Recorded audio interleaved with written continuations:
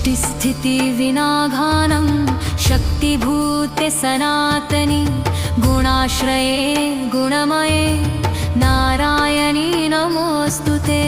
सर्वस्वरूपे सर्वेशे सर्वशक्ति समन्विते भयेभ्यस्त्राहि नो देवी दुर्गे देवी नमोऽस्तुते।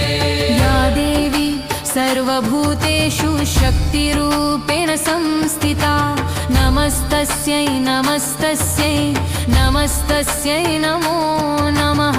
सर्वमङ्गलमाङ्गल्ये शिवे सर्वार्थसाधिके शरण्ये त्र्यम्बके गौरी नारायणी नमोऽस्तुते।